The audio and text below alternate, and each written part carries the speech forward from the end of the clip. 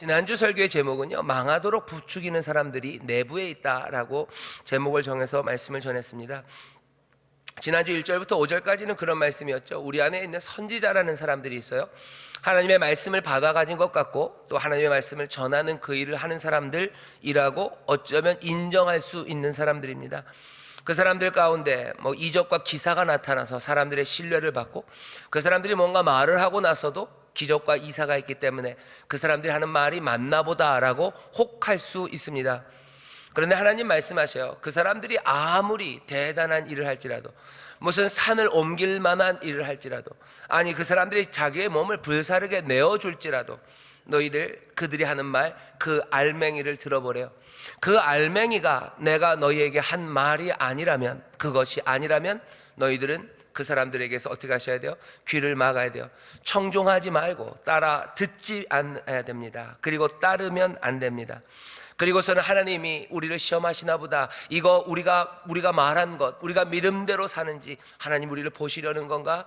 다시 한번 하나님의 말씀, 그 말씀이 무엇인지 확인하고 그리고 나서는 그들을 우리에게서 제해야 됩니다. 그게 우리에게 주셨던 지난주의 말씀이었어요. 여러분들 고린도전서 13장 말씀이 생각나죠? 거기 보면 천사의 말을 하는 사람들이 있어요. 하늘의 말을 합니다. 온갖 아름다운 말과 예언의 말들을 해댑니다. 그리고 온갖 기적과 이사, 게다가 자기의 몸을 불사르게까지 내어줘요. 아름답고 놀라운 일들을 합니다. 하지만 그 가운데 사랑이 없으면, 그 가운데 하나님의 말씀이 전한 그 귀한 진리가 없다면 그건 아무것도 아닙니다. 울리는 꽹과리예요. 그냥 잡다한 소리일 뿐입니다. 우리를 번잡하게 하고 우리를 혼란하게 하고 우리를 다른 길로 인도하려는 꽹과리 소리요, 북소리일 뿐입니다. 하나님께서는 그래서 쉐마에서 말해, 이스라엘아 들어라, 이게 들어라, 듣고 마음에 새겨라. 나 하나님이 누군지, 누구를 따라야 되는지 그것 마음에 새기고, 내가 너에게 한 말들, 규례와 법도 그것들 따라 걸어라. 그 길을 걸어야 되는데 우리를 유혹하는 것들이 참 많습니다. 외부의 적들 뿐만이 아니라, 그리고 다른 험악한 이들만이 아니라 우리 안에 우리를 넘어뜨리려는, 망하게 하려는 그런 가르침들과 그런 무리가 있는데, 지난주에는 그런 선지자들이었어요. 온갖 치장으로 종교적인 메시지를 전합니다. 하지만 그게 하나님의 말씀이 아니라면 따르면 안 된다고 말씀하셔요. 오늘은 나머지 두 개입니다. 첫 번째는 오늘 다른 신을 섬기자고 말하는 게 꼭 이상한 종교적인 사람만 말하는 게 아닙니다. 오늘 본문을 보면 다른 신들을 섬기자고 은밀히 부추기는 사람들이 있어요. 6절에 보면 이렇게 되어 있습니다. 내 동복 형제나 내 자녀나 내 품의 아내나 너와 생명을 함께하는 친구가 가만입니다. 가만히 너를 꾀어 이르기를. 앞에 있는 선지자들은 가만히 아니에요. 온갖 기적과 이사로 막 메시지를 전하죠. 큰 마이크와 메가폰에다 대고 이렇게 하자고, 여기 폼나는 일이 여기 있다, 여기 이게 하나님의 능력 아니냐, 그러고 아주 노골적으로 하나님의 말씀과 반대되는 것들을 전하는 사람들이 있어요. 하지만 그것만 위험한 건 아닙니다. 오늘 여기 본문 6절부터 11절에 보면 고륙 지친이, 내 사랑하는 형제가, 나와 생명을 나눈 친구가 나에게 다른 신을 섬기자고 말한다는 겁니다. 이게 정말 우리 가운데 그런 일이 있냐? 정말 그런 일이 많이 있습니다. 이 사람들은 가만히 해요. 가만히 합니다. 왜? 은밀합니다. 이거는 그냥 우리에게 무슨 어디 대단한 무슨 무슨 대단한 선지자, 대단한 무슨 종교 지도자가 아니라 그냥 나와 함께 하는 이들이 나를 데려가려고 하는 거예요. 은밀하게 말합니다. 에이, 하나님 섬기는 거 말고 다른 것이 우리를 복되게 할 거라고 은밀히 가만히 말해요. 가만히 말하기 때문에 드러나기 어렵습니다. 뿐만 아니라 이건 저항하기가 힘들어요. 왜? 이 가족과 우리는 끈끈하게 묶여있기 때문입니다. 내가 사랑하는 사람이에요. 내 몸과 같은 사람이에요. 게다가 가족 안에는 권위가 있어요. 때로는 어머니가, 아니면 아버지가 나를 이끌고 가요. 아니면 내가 믿고 따랐던 우리 큰오빠가 나를 이끌고 가요.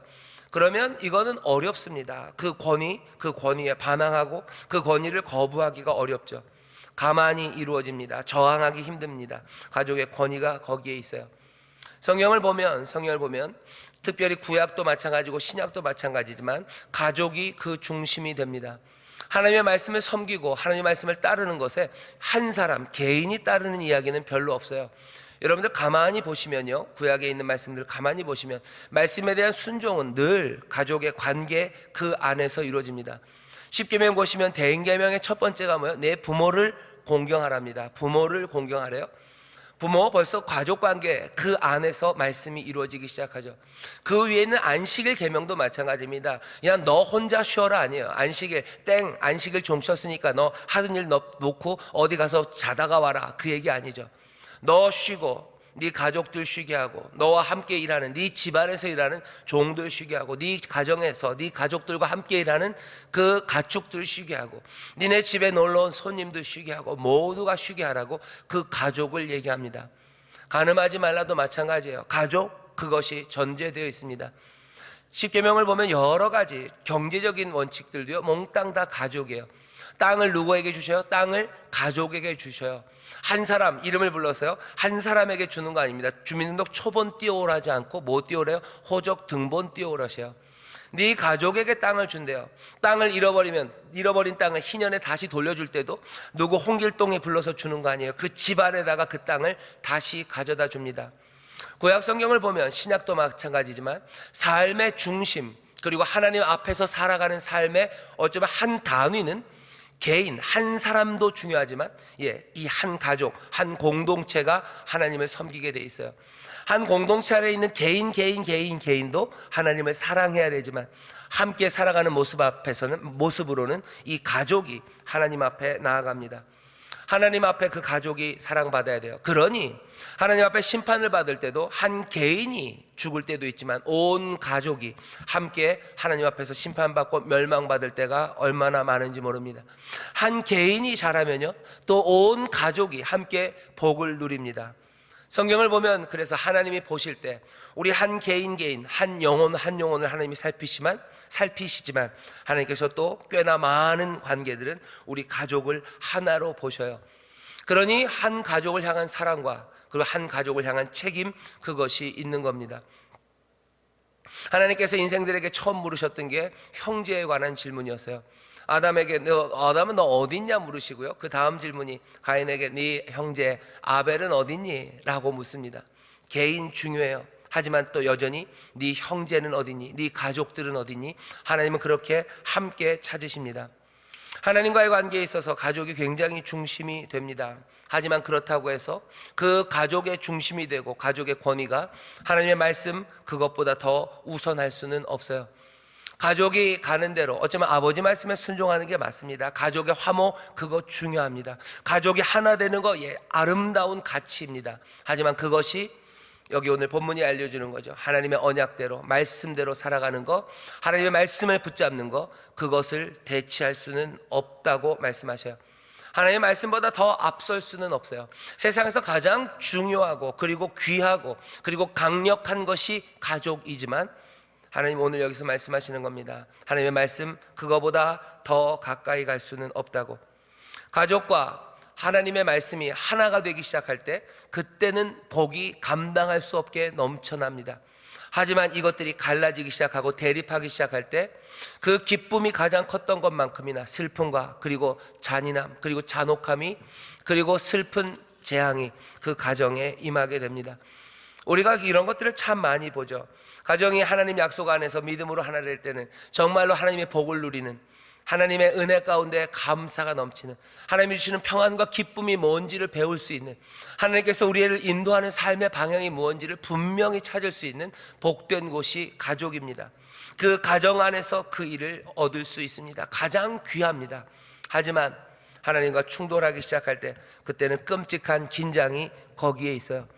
예수님도 이것을 아십니다. 하나님의 나라가 임할 때, 하나님이 나라가 임할 때 가족이 함께 구원 얻으면 몽땅 다 즐겁고 행복해요. 하지만 너희들 부모가 자녀를 그리고 형제가 형제를 내어주는 거, 그것들 팔아먹게 될 거고 생명을 내어주게 될 거고 너희들 그 가족 가운데 깨어지는 일이 있을 거라고, 내가 너에게 칼을 던지러 왔다고, 너희들 분쟁과 그리고 아픔이 있을 거라고 말씀하십니다. 왜 그렇습니까? 가족이 하나 되지 못하고 신앙 안에서 온전히 서지 못하면 어쩔 수 없어요. 아픔은 큽니다. 오늘 본문이 얘기하는 거예요. 그냥 화목을 위해서 따라가지 말아라. 그렇게 되는 거 아니다. 너희 가족 가운데 고륙지친 가운데 네 말씀, 하나님의 말씀에서 너를 떠나자고 하거든, 다른 신을 따르자고 하거든, 너 거기에서 따라갈 수 없다요.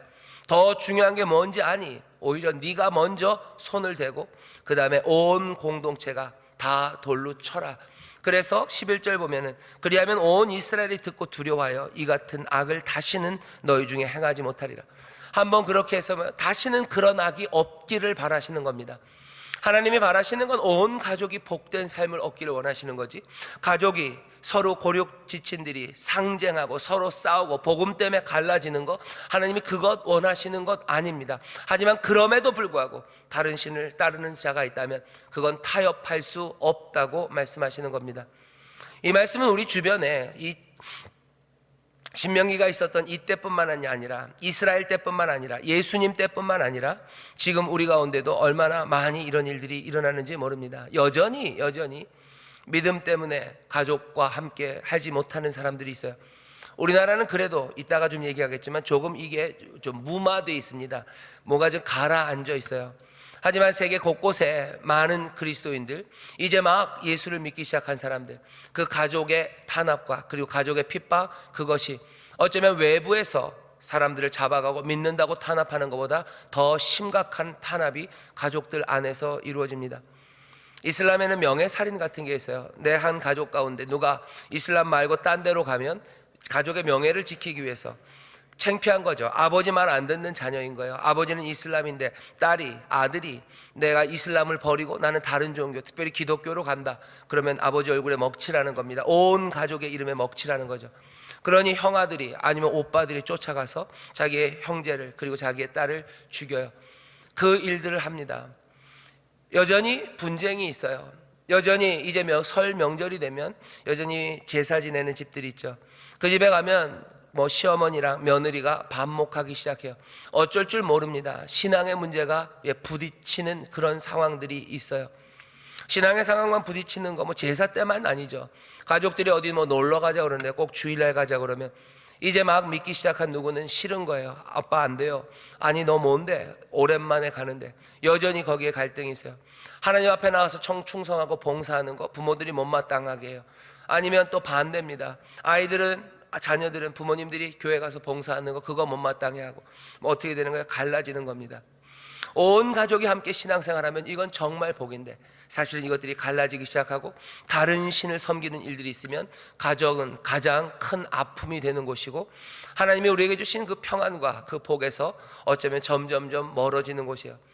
늘 그런 것 같습니다. 가장 중요하고 힘세고 능력 있는 것들이 하나님에게서 돌아서기 시작할 때 가장 큰 아픔을 가져다 줘요. 하나님이 우리에게 주신, 인생에게 주신 선물 중에 지성이 있어요. 그죠? 생각하는 힘이죠. 그거 하나님 안에서 얼마든지 복되게 사용할 수 있는데 사람들이 그 생각하는 힘들로 하나님을 배반하고 갈라지기 시작하면 가장 깊이 하나님에게 그리고 많은 이들에게 상처를 가져다 줍니다. 오늘 이 말씀, 하나님의 귀한 은혜를 누리기 위해서 우리에게 가정을 주시고 그 가정에서 하나님의 복을 누리라고 하시는데 우리가 다른 신을 섬기자는 이야기가 가정으로 들어오기 시작하면 그때는 문제가 심각해집니다. 어떻게 하셔야 돼요? 예방하실 필요가 있습니다. 하나님의 말씀이 든든히 서는 가정으로 지켜가셔야 돼요. 그러려면 부모는 자녀에게 주의 교양과 훈계로 양육해야 됩니다. 계속해서 자녀에게 양육해야 돼요.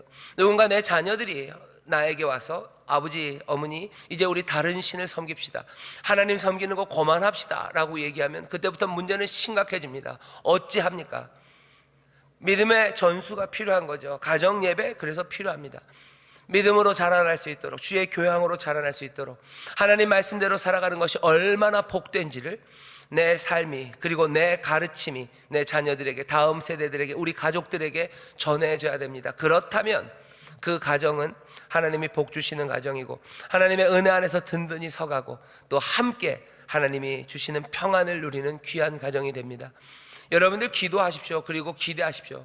지금 내가 하나님 안에서 믿음의 가정을 잘 이루고 있습니까? 이 가정을 잘 지키기 위해서 하나님 안에서 정말로 다른 신들을 섬기자는 이야기는 전혀 들어오지 않도록 함께 기도하고 말씀으로 자라나셔야 되고, 지금 여기가 갈라져 있습니까? 그럼 시급합니다.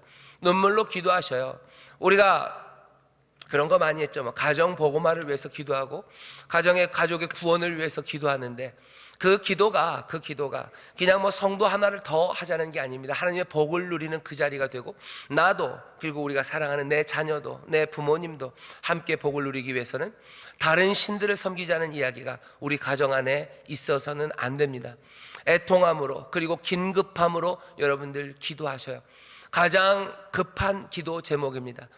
너무 오래 기도했는데요, 30년인데요 여러분들, 하나님이 은혜로 기다리고 계셔요. 길지 않습니다. 하나님의 때는 하나님께서 분명히 이루셔요. 선을 행하되 낙심하지 마십시오. 때가 되면 하나님이 반드시 이루십니다. 내가 기도하다 핍박받았는데 조금 더 기다리십시오. 하나님도 보고 계셔요. 기도를 들으시고 하나님의 때를 기다리시고 은혜로 한 가정에 복 주길 원하십니다. 하나님이 하신 말씀들을 여러분 기억하시고, 하나님이 우리 가정에 원하시는 건 재앙이 아니에요. 하나님이 우리 가정에 원하시는 건 둘로 갈라져서 서로 슬퍼하고 서로 반목하고 신앙 때문에 눈살 찌푸리는 그것 하나님이 원하시는 것 아니고, 하나님이 우리에게 원하시는 건 평안입니다. 하나님이 우리에게 원하시는 건 하나님의 놀라우신 생명이 우리 가운데 풍성한 일이에요. 올 한 해 여러분들 많은 기도의 제목과 그리고 하나님 앞에 순종할 일이 있지만, 어쩌면 가장 중요하고 긴급한 일은 우리 안에 신앙이 갈라져 있다면, 우리 안에 다른 신들을 섬기는 이야기들이 있다면 그 이야기들이 멈춰져야 됩니다. 그러기 위해서는 하나님 앞에 간구하십시오. 복음의 능력을 붙잡으셔요. 하나님, 복음의 능력으로 나에게 함께 하셔서 내가 이 귀하고 아름다운 복음, 하나님의 성실하신 인자와 이 사랑을, 이 빛을 전하는 사람 되게 해달라고, 내 삶이, 내 입술이 이걸 전하기를 원한다고 성령님 나에게 능력 달라고 간절히 구하시고, 그 다음에 어떻게 하셔야 돼요? 그 부드러운 마음으로 순종하기 시작하셔요. 복음을 따라 살아가기 시작하세요. 내가 은혜로 충만하게 살아가는 부모가 되기를 기대하셔요. 내가 다른 신을 따르지 않고 주만 따르는 그 삶을 어떤 삶인지 증거하시고, 성령의 놀라우신 능력 안에서 입을 열어서 지혜의 말씀으로, 지식의 말씀으로 정성을 다하여 내가 부어야 되는 기름들, 그 은혜들을 나누셔요. 그래도 핍박이 올 수도 있습니다. 하지만 오래지 않을 겁니다. 분명히 주 예수를 믿으라, 그리하면 너와 네 집이 구원을 얻는다고 하셨어요. 여러분들 그것들 붙잡고 적어도 하나님이 사랑으로, 은혜로, 선물로 주신 우리의 가정 안에서 한 하나님, 한 주님을 찬송하는 그런 복된 가정 되시기를 주의 이름으로 축원합니다. 하나님 앞에 충성하는 것, 그리고 함께 가족이 사랑하고 그 안에서 주를 섬기는 것, 그러지 않으면 너무 슬픕니다. 어떻게 슬픈지 알아요? 이 이야기는 왜 슬픈지 아십니까? 하나님을 사랑하면 사랑할수록 더 슬퍼지기 때문이에요. 하나님을 간절히 사랑하면 사랑할수록 가정이 다른 신을 섬긴다고 하면 그건 더 아픈 겁니다. 사랑이 깊어지면 행복해야 되는데 사랑이 깊어질수록 더 슬퍼지는 것, 이것이 가장 슬픈 비극일 겁니다. 어차피 다 나쁜 놈들 되면요, 이건 비극도 아니에요. 그냥 코미디고 씁쓸한 이야기죠. 하지만 나는 점점 더 주를 사랑하고 주의 말씀을 따라가기를 원하는데 여기 가족은 다른 신들을 따라가요. 그러면 내가 하나님을 향한 사랑이 깊어갈수록, 내 신앙이 깊어갈수록 나는 더 아프고 나는 더 슬퍼집니다. 많은 이들이 이렇게 살아왔었어요. 여러분들 이 아픔을 가지신 분들 기억하십시오. 예레미야가 그래요. 예레미야가 하나님의 말씀을 전하는데 예레미야 동네 고향 사람들이, 아나돗 사람들이 와서 막 뭐라 그래요? 야 예레미야야, 너 하나님의 말 예언하지 말아라. 그런 말도 되지 않는 날 하지 말아라. 너 하나님 따른다고 그러지 말아라. 하나님이 말씀하시죠, 예레미야한테. 예레미야야, 너 그 사람들 하는 말들, 12장 6절입니다. 예레미야, 내 형제와 아비의 집이라도 너를 속이며 내 뒤에서 크게 외치리니 그들이 내게 좋은 말을 할지라도 너는 믿지 말아라. 그 사람들 다른 말들 하면 믿지 말아라. 그것들이 좋은 말이라도 믿지 말아라. 여전히 네가 따라야 되는 건 내 말, 이 길이다 라고 예레미야에게 말씀하십니다. 가족들이 좋은 말하고 결국은 다른 길, 다른 신을 섬기자고 할 때 따를 수는 없습니다. 오히려 그들을 생명의 길로 인도해야 합니다. 이것이 얼마나 시급해요? 우리는 다른 가족들이 지금 다른 길로 가자고 돌로 칠 수는 없어요. 하지만 돌로 친다는 이야기, 그래서 온 공동체가 다시는 이런 일이 없어야 된다고 하나님 말씀하시는 걸 보면 이 일이 얼마나 시급하고 그리고 중대한 일임을 우리에게 알려주십니다. 나만 구원받는 거, 그건 하나님이 생각하지 않으셔요. 다시 한번 부탁드리고 또 여러분들을 축복합니다. 올 한 해 여러분들의 가족들이 믿음 안에서 하나 되고 한 하나님을 섬기는 복된 가정 되시기를 주의 이름으로 축원합니다. 그 일에 모두가 다 힘쓰시는 한 해가 되시기를 주의 이름으로 축원합니다. 그 일을 위해서 서로 기도해 주셔요. 내가 내 믿음의 형제 우리 김 집사님을 사랑하는 방법이 뭐겠습니까? 김 집사님이 하늘의 복을 누려야 돼요. 김 집사님이 마음에 찢어지면 안 됩니다. 그러려면 어떻게 해야 돼요? 가족이, 그 가정이 함께 하나님을 섬기기 시작해야 돼요. 우리 김 집사님 가정이 아직 믿음으로 복음으로 하나 되지 못했다면 내가 사랑하는 마음으로 집사님과 그 가정을 위해서 기도하셔요. 믿음의 본을 보이고 빛을 비추시고 그리고 모든 선한 말로 위로하고 그리고 성령의 능력 안에서 하나님의 뜻을 예언합니다. 가서 말하셔요. 하나님의 약속을 말하셔요. 김 집사님 아들 그 약간은 못되고 동네에서 껄렁거리는 우리 누구라 그럴까요? 이름을 우리 정식이를 위해서 기도하시고 없는 이름을 해야 되는데 없는 이름 뭐 있을까요? 우리 비리 빠라빠라를 위해서 가서 기도하시고 그 녀석 위해서 기도하시고 손잡아 주시고 아마 뭐 거칠게 뿌리칠지 모릅니다. 모욕당하고 뭐 이런 아줌마가 있어 모욕당하고 또 내가 다칠 수도 있어요. 하지만 예수님이 우리에게 말씀하신 사랑은 그렇게 합니다. 거기에서 역사가 일어납니다. 오래 그렇게 30년 하나님도 30년을 기다리시는 거예요. 그렇다면 하나님의 역사가 분명히 이루어지고요. 하나님께서 주시는 은혜가 그 가정에 있습니다. 하나님이 우리에게 복 주시는 길 가족을 우리에게 주셨음을 분명히 아시고 온 가족이 하나님을 찬송하는 여러분들의 가정이 있으시다면 정말로 감사하십시오.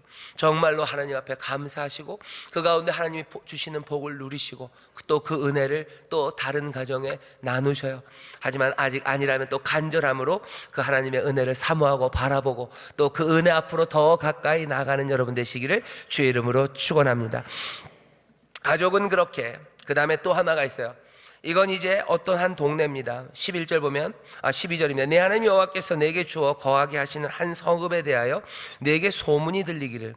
소문이 들립니다. 너희 중 어떤 잡류가 일어나서, 우리식으로 말하면 이런 거죠. 어떤 잡것들이 일어나서 잡것들이고요. 이게 뜻은 그런 겁니다. 사악한 애들이에요. 사악한 녀석들.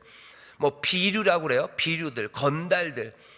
뭐 우리가 볼 때는 건달들입니다. 나쁜 놈들이에요. 하지만 세상이 볼 때는 꽤나 능력 있는 사람들일 수 있어요. 폼 잡고 능력 있고 힘 있습니다. 하지만 이 인간들은 사악해요. 왜? 한 동네, 한 성읍을 하나님의 길에서 다른 길로 이끌어 갑니다. 한 동네, 한 성읍을 다른 길로 이끌어 가려면요 능력이 있어야 되는 거예요. 뭐 똑똑하고 잘생기고 아니면 인기 많고 아니면 뭔가 능력이 있는 사람들이 한 성읍을 다른 길로 이끌어 갈 수 있죠. 사람들은 어쩌면 대단하다고 칭찬하는 사람들, 아니면 뭐 요즘 뭐 셀럽이라고 그러죠. 셀럽들, 연예인들, 훌륭한 지도자들, 뭐 민족의 태양, 어쩌면 그렇게 불려지는 사람들이에요. 하지만 성경은 그 사람들을 뭐라고 불러요? 비류들, 사악한 자들. 우리 식으로 말하면 저것들은 잡것들. 저런 이들이 한 성읍을 다른 길로 인도한다는 소문이 들리거든 이럽니다. 여기 보면 한 도시가, 한 동네가, 한 공동체가요 아예 딴 데로 가버려요. 그리고서는 우리에게 들리는 소문이 이들도 우리에게 이 길로 가자고 얘기를 한답니다. 근데 여기서는 뭐라고 얘기해요? 여기서는 너무 급하게 하면 안 돼요. 자세히 살피랍니다. 12절 보면 성읍에 대해 내게 소문이 들리거든. 13절 너희 중 잡류가 일어나서 그 성읍 거민을 유혹하여 이르기를 뭐 이런데 하거든. 14절 너는 자세히 묻고 살펴보아서입니다. 자세히 묻고 살펴봐야 돼요. 그냥 섣부르게 걔네들이 그랬다라는 얘기만 듣고 판단하면 안 됩니다. 자세히 살펴야 돼요. 왜냐하면 지금도 그런 일들이 좀 있고요. 전에 그런 일들이 더 많았죠. 여러분들 마녀 사냥이라는 이야기 들어보셨을 겁니다. 마녀 사냥을 해요. 정말로 마녀, 정말로 나쁜 여자 아니면 나쁜 남자, 나쁜 사람들이면 거기서 제해버려야 되는데 사람들이 쓰는 방법은요 그냥 쉽게 덧입혀버려요. 저 사람은 나쁜 사람이라고 그냥 옷을 확 입혀버려요. 그러고 나면 사람들이 이렇게 자세히 살피지 않고 화살을 쏴댑니다. 무조건 나쁜 사람이에요. 그리고 치워버려요. 그러니 아주 교묘한 사람들은 어떻게 만들어요? 마녀 사냥처럼 누구 하나를 탁 세워놓는 거예요. 내가 이 동네가 마음에 안 들어요. 이 동네가 마음에 안 들어. 그러면 잘 됐어요.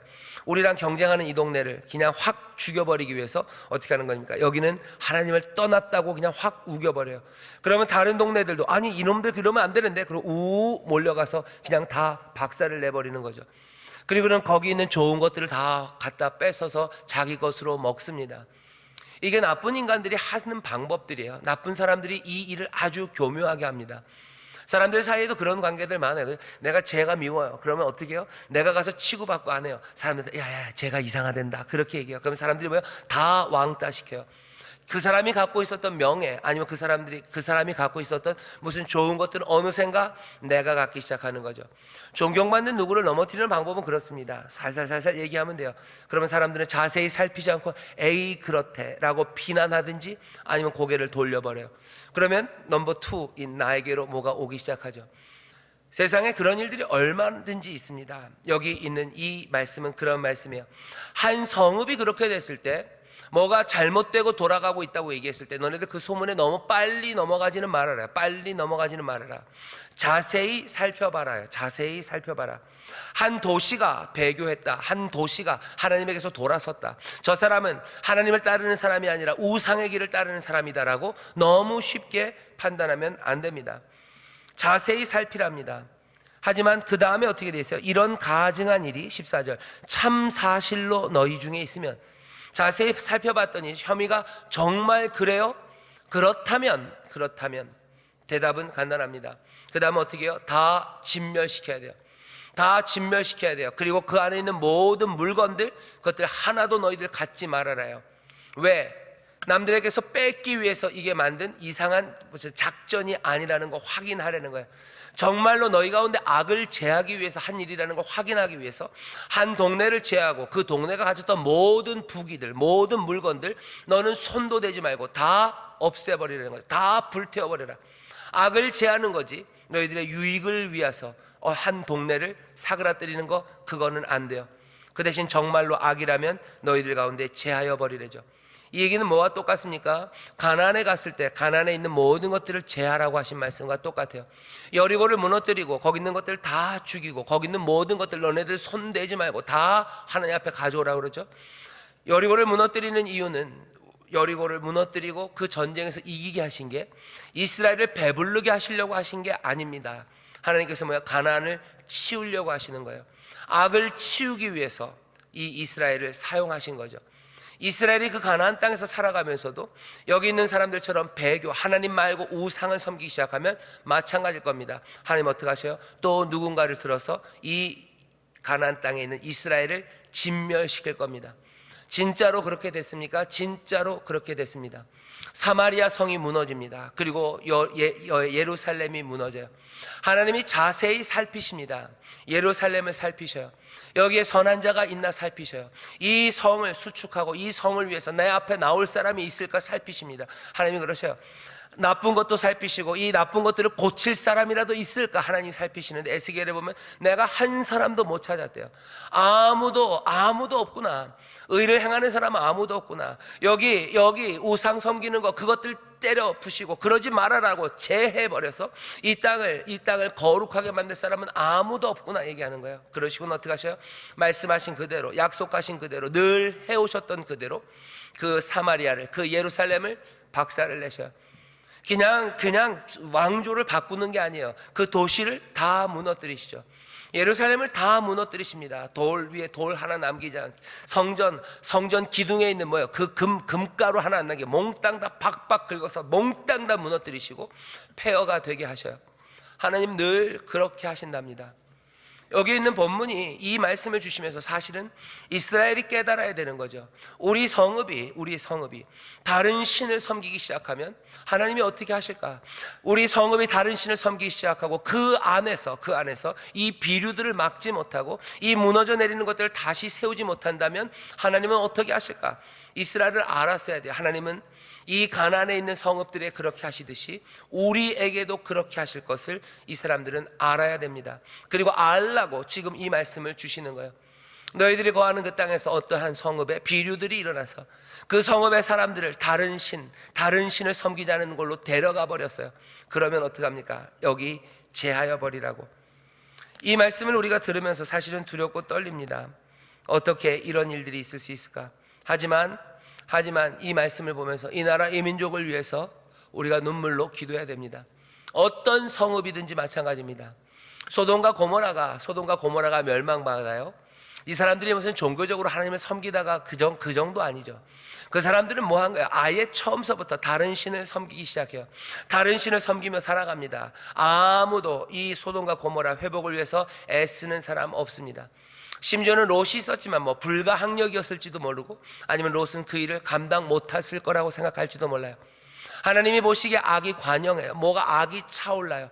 하나님이 기다리는 시간, 여기 보면 자세히 묻고 살피는 시간, 은혜로 살핍니다. 은혜로 살피기에 오래 살피는 겁니다. 나쁜 사람이면 그러니까 별로 감정이 안 좋으면요 오래 살피지 않아요. 이러면 조금 너무 치사한가요? 그런 사람들 있죠. 답안지 채점하는데도요, 자기가 좋아하는 애면은 요거를 맞게 해줄까 틀리게 해줄까 오래 고민해요.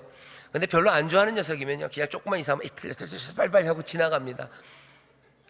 저도 조금 교수를 해봐서 알아요. 조금 좋은 사람은 요걸 맞게 해줄까 말까 고민이 되지만, 그래 슉. 하나님이 자세히 살피시는데 왜 오래 참으실까? 하나님이 우유부단해서 아니시고요, 우유부단해서 그러신 거 아니에요.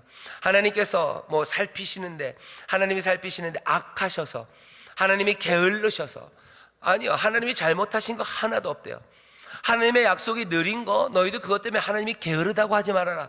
하나님은 왜 그래? 오래 참으시는 거다. 하나님이 은혜로 참으셔서 오래되는 거예요.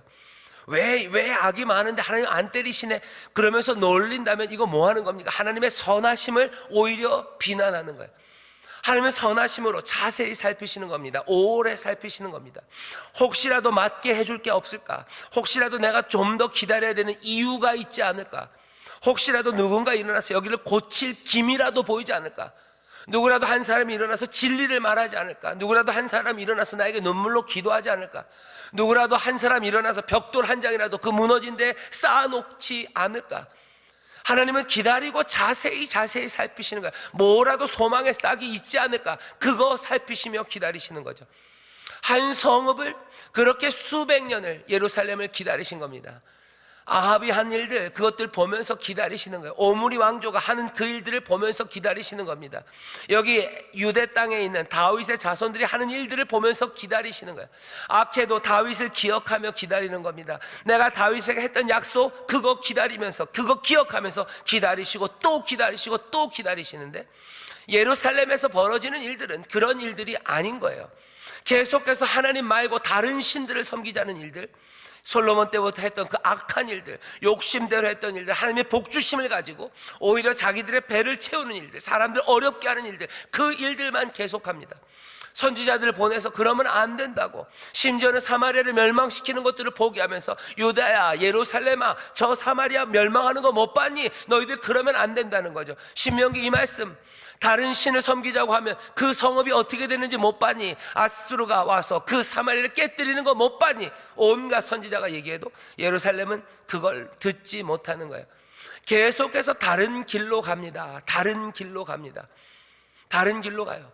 부모 공경하지 않아요. 에스겔이 그러죠. 부모를 공경하지 않으며, 이 사람들 과부와 고아 나그네 돌보지 않으며, 집에 집을 연결해서 지어요. 부한 거, 자기들 좋은 거, 그것들 화려하게 살아가기 시작하고, 어려운 사람들에 대해서 돌보지 않아요. 함께 아파하지 않고 함께 하나님을 찬양한다고 제사한다고 나아가지만 공의는 멀어지고, 인자를 사랑하는 마음, 긍휼한 마음 사라지고, 겸손함도 사라져서 살아가는 그 도시 예루살렘입니다. 찬란한 도시고, 그리고 많은 사람들이 우러러보는 그 도시예요. 하지만 하나님은 얘기하시는 거죠. 이제는 그만이에요. 자세히 살펴봤어요. 그런데 그 가증한 일이 참 사실로 너희 중에 정말로 그렇게 있으면, 멸망에 가증한 것이 거룩한 곳에 서거든입니다. 하나님의 전 그 앞에 우상을 섬기는 산당으로 가득하고, 하나님이 자세히 살피시는 거죠. 그것 어디 사이사이라도 정직한 마음과, 그리고 인자를 사랑하는 마음과, 이 땅을 위하여 기도하는 일들과, 그리고 시도들, 그 마음들을 품으려는 부드러움이 있을지, 하나님께서 그것 없으니 어떤 성, 예루살렘, 그 사랑하는 그 성이라도 하나님은 치우시는 겁니다. 우리가 이 말씀을 보면서 사실은 두렵고 떨리는 거예요. 남의 이야기만은 아닙니다. 마녀 사냥하며 저 사람들 나쁘다, 가서 쳐들어가자. 사실은 그 얘기만이 아니에요. 여기 이 악에 대한 아픔이에요. 이 악이 얼마나 다른 길로 살아가는, 다른 길을, 다른 신을 따르는 것이 얼마나 두려운 일인지에 대한 경고가 여기 말씀에서 울려야 됩니다. 다른 사람들 성읍에 쳐들어가서 다 멸하래요. 그래야 너희가 복을 얻고 그 땅이 정결해져요. 가서 너희들 그 사람들 거 빼앗지 말아라, 그 사람들 거 갖지 말아라. 너희들 유익을 위한 것 아니라 악을 제하려는 정직함으로, 악을 제하려는 정직함으로 아픔 가운데서 그것들을 제하였다면 하나님이 뭐라 하셔? 너희의 그 정직한 순종, 그것들을 보고 하나님께서 그 명령을 지키는 너희들에게 자비를 더하시고 너희의 수요를, 인구가 번성하고 더 생명이 넘치는 그 복을 주신답니다. 이 땅에, 이 말씀은 우리에게 굉장한 아이러니입니다. 이 땅에 생명이 넘치게 하신대요. 그런데 어쩌면 그런 생각이 들어요. 우리나라가 좀 특별하긴 한가 봅니다. 한민족이 특별한 것 같아요. 하나님께서 우리 이 민족을 통해서 많은 것들을 세상에 보이시는 것 같아요. 저도 뭐 우리나라가 무슨 동방의 이스라엘이라는 말에 대해서는 조금 뭐 그렇긴 하지만 특별한 건 있습니다. 분명히 이 민족이 특별한 건 있어요. 하나님의 능력이 얼마나 위대한지에 대해서, 그리고 하나님의 사랑하심과 은혜 주심이 얼마나 놀라운가에 대해서 이 민족이 사실은 증거를 하고 있고 또 해왔었습니다. 그렇게 짧은 시간에 교회들이 일어서기 시작하고 그렇게 열정적으로 기도하고 하나님을 위해서 헌신한 사람들이 많지 않아요. 그런 민족이 많지 않아요. 그런 폭발적인 일이 이 한반도 여기 있는 성도들을 통해서 여기 이루어졌습니다. 온 세상이 사실은 우리나라를 봐요. 아, 이런 일도 있구나. 하나님께서 이렇게 놀랍게 역사하시는구나. 하나님께서 이렇게 간절히 주를 찾는 자들에게 정말로 영혼이 잘 되게 하시고 범사가 잘 되게 하시고 강건하게 하시고 하나님이 복을 내리셔서 그 가난했던 나라를 이렇게 세우시는구나. 믿음의 눈으로 보면서 하나님의 복이 이곳에 있다는 것들을 사람들이 압니다. 그런데 또 놀랍게도 어쩌면 이스라엘이 겪었던 그 수천 년의 역사를 우리는 짧게 겪는 것 같아요. 어느샌가 그렇게 많이 부흥하고 융성하고 막 어떻게 정신없을 정도로 커져가던 이 나라에 우리가 듣는 이야기는 아이들이 태어나지 않는다는 얘기예요.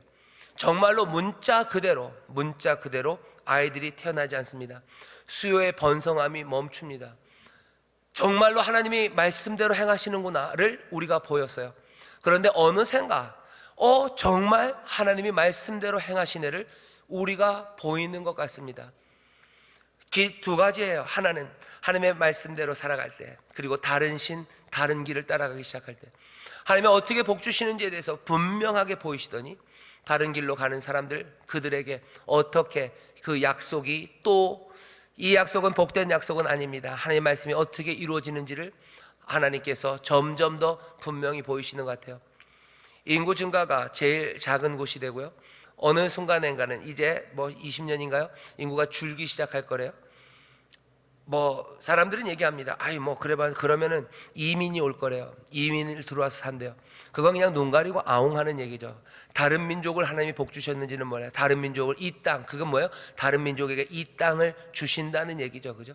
다른 민족이 와서 살면 됩니다. 그죠? 가나안 땅에 이스라엘에 와서 살듯이 살면 돼요. 하지만 거기 있었던 그 사람들은 밀려나는 거죠.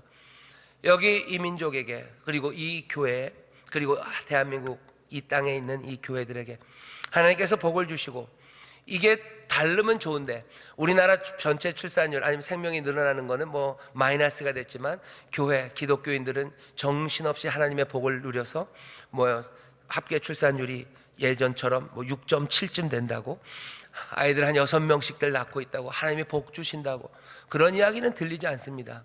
차이가 거의 없어요. 기독교인들의 출산율, 우리 전체 출산율 차이가 없어요. 그렇다면 우리는 같은 길을 걸어가고 있는 겁니다. 다른 신을 섬기자는 말이 우리 가운데 있냐? 예, 있습니다. 여기 있는 이 비류라고 하는 사람들이 일어나서요, 다른 신을 섬기자고 얘기해요. 잘난 사람들 일어나서 다른 신을 섬기자 그래요. 예, 유명한 사람들, 우리 가운데 존경받는 사람들, 그 사람들이 다른 신을 섬기자고 말하는 겁니다. 하나님 섬기자고 말하지 않아요. 우리는 다른 신, 훨씬 더 세련된 거, 그리로 가재요. 훨씬 더 우리에게 많은 것들을 약속해 주는 곳, 그곳으로 가재요. 그렇게 한 성읍을, 한 도시를 이끌고 가고 있는 겁니다. 우리는 그렇게 될 거라고 사람들은 생각했어요. 하지만 하나님 말씀 그대로예요. 너희들 그 땅에서 쫓겨나게 될 거고, 거기에 생명의 풍성함 그건 없을 거고, 오히려 그것들을 제하고 하나님 앞에서 정직하게 행할 때 너희의 생명의 수요는 점점 더 풍성해질 거라고 말하는데, 여기 비류, 잡류라고 말하는 사람들, 그 사람들이 이 도시를 그리고 이 나라를 이끌고 갑니다. 여러분들 제가 지금 무슨 대통령을 뭐라고 그러는 건 아니에요. 제가 대통령을 특별히 좋아할 이유도 없고 싫어할 이유도 없고 잘 되시기를 바라죠. 이끌어가는 건 대통령만은 아닙니다. 잡류라는 사람들이 있어요. 세상에 어떤 일군의 다른 신을 섬기는, 하나님과 다른 것들을 따라가자는, 하나님 말씀대로 살고 그 명령과 규례와 법도로 살아가는 거라고 말할 게 안 하는, 다른 것이 우리의 행복을 준다는 온갖 가르침들과 온갖 영향력들입니다. 그것이 이 도시를, 이 민족을 끌고 가는 거예요. 그러면 오늘 말씀이 얘기해요. 망합니다. 여전히 우리는 하나님의 말씀 붙잡고 하나님의 약속 그리고 그 길 따라가야 돼요.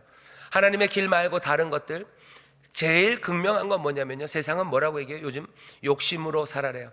네 만족이 최고래요. 이거는 꼭 칼날로만 오는 건 아닙니다. 여기 잡류라고 불렀지만 이 잡류들이 꼭 동네 깡패 건달들만은 아니에요. 아주 세련되고 능력 있고 공부 많이 하고 잘난 사람들, 아주 삐까뻔쩍하게 살아가는 그 사람들일 겁니다. 그러니 한 도시를 이끌고 갔겠죠. 교묘해요. 사실은 들어보면 맞는 말인 것 같습니다. 이 말 하는 게 사실 저도 좀 더 자세히 살펴야 되겠지만, 자세히 살펴서 얘기해야 되겠지만, 요즘 하는 말들 중에 사람들에게 많은 위로를 주는 말이 있어요. 뭐냐면은 소확행이요. 작지만 확실한 행복이래요. 그 말이 많은 청년들과 그리고 힘들어하는 세대에게 위로가 됩니다. 작지만 확실한 행복을 위해서 가재요. 말은 맞는 것 같아요. 하지만 그 작지만 확실한 행복이라는 게, 그 행복이 뭔지에 대해서는 말하지 않아요. 그 행복은 뭐예요? 나를 만족시켜 주는 거예요. 나를 만족시켜 주는 거라면 뭐라도 허망한 거 말고, 너무 큰 거 말고 확실하게 손에 붙잡는 것, 그것으로 행복을 찾는 게 세상을 살아가는 위로라고 말합니다. 세상에 위로받지 못하는 사람들에겐 그나마가 위로가 될 겁니다. 하지만 그 길은 여호와의 길과는 다릅니다. 여기 잡류들이 하는 말은 그런 거예요. 잡류가 우리를 죽이겠다는 얘기 아닙니다. 다른 신, 너희가 알지 못하는 세상 끝에 있었던, 어쩌면 우리를 행복하게 하는, 어차피 이 망가진 세상에서 그래도 우리를 위로해주는 그 다른 신들이 있다는 거예요. 이 망가진 세상에서 여호와를 따르는 거, 이거는 너무 어렵지 않냐. 이 망가진 세상에서 여호와의 길을 간다는 거, 그거는 정말 말도 되지 않지 않냐. 그거 말고 우리가 몰랐던 다른 신들, 우리가 몰랐던 다른 행복의 길들, 이 길들이 있다고 말해요. 작지만 확실한 행복들, 맛난 거 먹자는 거예요. 맛있는 거, 내가 평소에 못 먹었던 거 먹고, 또 어떤 때는 가족이라는 이름으로 말합니다. 가족들과 함께 즐거운 시간을 갖는 거. 아니면 조금이라도 내가 많은 명품들은 못 사도 조그만 명품 하나, 그래도 무슨 구찌라고 써 있는 거 하나 손에 딱 잡으면 얼마나 행복하겠냐는 거예요. 뭐는 못해도 어디 좋은데 여행 가서 내가 그거 하나면 그거 행복하지 않냐는 겁니다. 위로가 되죠. 그리고 그게 만족합니다. 하지만 그건 여호와가 우리에게 말씀하시는 그 길은 아닙니다. 행복은 그렇게 우리에게 준다고 하지 않으셔요. 여전히 망가진 세상이고 아픔 많은 세상이지만 주께서 우리에게 보이신 생명의 길, 따라야 되는 규례와 법도, 그 길이 여전히 있습니다. 이 길 말고 다른 길로 가자고 하는 거예요. 다른 신을 섬기자는 거예요. 자세히 살펴야 됩니다. 정말로 쳐부술 만한 건지 자세히 살펴서 이 길이 아니라면 적어도 덮어버려야 되면 덮어야 되고, 더 중요한 건 뭐예요? 이 시대에 우리가 가야 되는 우리의 길, 주가 우리가 말씀하시는 그 길이 뭔지 끝까지 붙잡아야 됩니다. 잡류가 우리에게 얘기하는 게 있어요. 소확행 이야기하고 내 삶의 작은 만족들 이야기해요. 그러니 TV에서 나오는 이야기들 보면 다 그런 거죠. 여행 간 이야기들, 맛있는 거 먹는 이야기들, 맛집 찾아간 이야기들, 조그만 아이템이라 그러네, 김이라 그러네, 조그만 무슨 전자제품들 좋은 거 사서 그것으로 만족해요. 나쁘지 않은 것 같아요. 하지만 중요한 건 뭡니까? 이건 다른 신이에요. 다른 신. 맛있는 음식이 나를 행복하게 해요. 그 말은 여호와가 주가 우리를 행복하게 하신다는 그 길에서 멀어져 있어요. 그럼 예수님 따라가고 주님 따라가면 맛있는 거 못 먹습니까? 아니요, 맛있는 거 드셔요. 맛있는 거 드셔요. 하지만 이 길을 따르지는 않습니다. 우리는 주의 길을 따라요. 그 가운데 맛있는 거 드시면 돼요. 하지만 이게 내 행복이다 말하는 순간 질서는 깨지기 시작하고 우리는 방황하기 시작하는 겁니다. 그리고 어느샌가 다른 길을 걸어가는 거예요. 그게 어떻게 실천해서 나타나는지 아십니까? 내가 도와야 되고 사랑해야 되고 내가 해야 되고 내가 감당해야 될 일이 있는데 내 이 작은 행복을 위해서는 이것들을 포기하는 거예요. 이것들을 포기하고 이리로 갑니다. 이리로 가요. 내 아픈 성도가 있어요. 내 아픈 구역 식구가 있어요. 가서 기도해 줘야 돼요. 하지만 내 작은 행복이 있는 그 아이템이 나오는 날이에요. 나는 그 앞에 가서 줄 서야 되지. 내 아픈 내 성도를 위해서 기도하러 가야 되는 그 자리는 못 가는 겁니다. 아유, 그럼 맨날 이렇게 심각하게만 살아요. 그건 아니에요. 예입니다. 그렇게 뭔가가 다른 길들을 따라가기 시작하죠. 다른 길들 따라가기 시작해요. 하나님 앞에 내가 살아가면서 내가 도와야 되는 사람들이 있어요. 눈물로 기도하며 내 것을 내어주며 내가 깨뜨려서 내어줘야 돼요. 하지만 그럴 수는 없어요. 내 행복을 위해서는 나는 치워놔야 돼요. 아니, 그러면 나 좋은 건 하나도 하지 말라. 아니, 그 얘기는 아닙니다. 여기서 할 수 있어요. 하지만 다른 길을 따라가는 그 사람들, 이것이 다다라고 말하는 이야기들, 그 잡류들, 그 능력 있는 사람들, 그 일들 따라가는 거 위험합니다. 사람들은 더 위험한 건 뭔지 아십니까? 오늘 설교의 제목에 다른 신들을 섬기자는 말에 우리는 어떻게 반응하는가요? 다른 신을 섬기자, 이것이 옳다, 아니 이게 더 좋다라는 말에 우리는 어떻게 반응하냐는 거죠. 우리는 그냥 놔둡니다. 그거에 대해서 펄쩍 뛰면 어떻게 생각해요? 아, 속 좁은 사람이라고 얘기해요. 그것에 대해서 펄쩍 뛰는 이 이스라엘, 그것에 대해서 죽이라고 하는 이 말씀들은 너무 야만적이에요. 너무 비도덕하고 부도덕적이라고 생각합니다. 사실은 누군가 얘기해요. 이 말씀들이 부도덕하다고 얘기하고 오히려 다른 길로 다른 신을 섬기자는 그 말, 우상을 섬기자는 그 말에 마음을 느긋하게 여유 있게 있는 사람들, 그러면서 이 다른 길로 가고 다른 신을 섬기자는 말에 파르르 떠는 사람들을 향해서 야, 니들은 너무 도덕적으로 윤리적으로 어리숙하다고 말하는 그 사람들에 대해서 묻는 질문이 있습니다. 누가 더 악한지 보라는 거죠. 누가 더 악한 건가? 너희들이 도덕적으로 훌륭해서 다른 신을 섬기자는 말에 파르르 떨지 않는 게 아니에요. 사실은 왜 다른 신을 섬기자는 그 말에 그렇게 무덤덤하게 반응합니까? 다른 이유 없어요. 그 악에 대해서 무덤덤하기 때문입니다. 오히려 하나님을 마음을 다하고 성품을 다하고 힘을 다해서 섬기라는 그 말씀을 잃어버렸기 때문이에요. 마음을 다하고 성품을 다하고 힘을 다해서 내가 하나님을 섬기자는 사람들은 다른 신을 섬기자는 말에 파르르 떨릴 수밖에 없어요. 이것 안 하면서, 이렇게 온전하게 살지 않으면서 파르르 떠는 사람들 향해서 너희들이 못났다고 말하는 사람들, 그 사람들은 마음이 굳어져 버린 사람들입니다. 다른 신을 섬기자는 말에 우리는 먼저는 파르르 떨어야 되는 게 맞아요. 마음을 다하고 성품을 다하고 하나님을 섬겨야 되는데 다른 신을 섬기자고, 이것들을 어떻게 제할지, 그 일이 폭력적이어야 되나, 그건 나중 이야기입니다. 지금은 그렇게 할 수는 없어요. 하지만 우리 가운데 다른 신을 섬기자는 말에 경보가 울리지 않고 파르르 떨리지 않으면서도 그게 잘난 신앙인인 것냐, 그게 성숙한 신앙인인 양, 그게 더 도덕적으로 우위에 있는 사람인 양 하는 것은 그건 위험합니다. 그건 아닙니다. 오늘 다른 신을 섬기자는 말이 우리 가족 가운데 들리고 이 세상에서 들릴 때 그냥 괜찮아 라고 하는 게 우리의 태도라면 어쩌면 우리는 마음을 다하고 성품을 다하고 힘을 다해서 하나님을 사랑하지 않는 것일 수 있습니다. 마음을 다하고 성품을 다하고 힘을 다해서 내 하나님을 사랑하고 나에게 주신 그 생명의 길을 온 마음으로 붙잡는다면 다른 길을 이야기하는 그 일에 우리는 어쩔 수 없어요. 깜짝 놀라고 이 일을 하나님께서 어떻게든 해결해 주시기를 눈물로 기도하고 하나님의 손이 들려지기를 어쩌면 간구할 수밖에 없는 게 우리들일지 모릅니다. 다시 한번 우리의 신앙이 깨어나기를 바랍니다. 깨어나는 건 악함으로 깨어나는 건 아니에요. 정말로 하나님을 더 사랑하고 하나님을 더 마음을 다하고 성품을 다해서 힘을 다해서 하나님을 깊이 사랑하기 시작할 때 다른 신을 섬기자는 그 말이 우리에게 비수처럼 꽂혀요. 그리고 경보기를 울리게 합니다. 그리고 뭔가 우리를 파르르 떨게 하고 하나님 앞에 간구하게 하고 하나님 뭔가 하셔야 되는 거 아닙니까? 라고 깨어있게 합니다.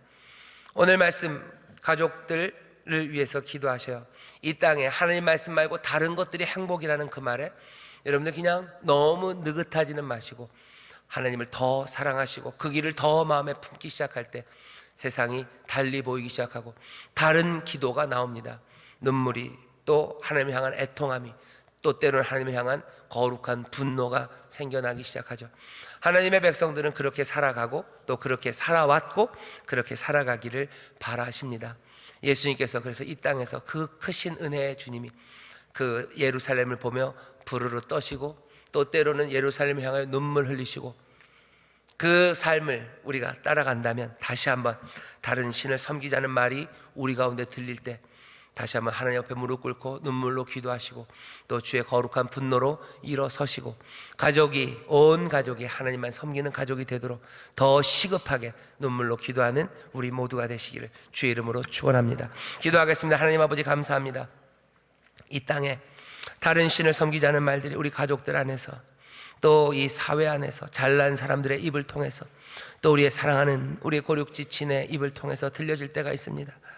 주여, 그 말들이 우리 가운데 들려질 때마다 마음을 다하고 성품을 다하고 힘을 다해 하나님 사랑하는 사람들 어찌할 바를 모르며 하나님 앞에 나와 애통하게 하시고 주여, 하나님 앞에 또한 하나님의 거룩함과 하나님의 능력과 하나님의 역사를 위하여 기도하는 그런 하나님의 자녀들 되게 하여 주옵소서.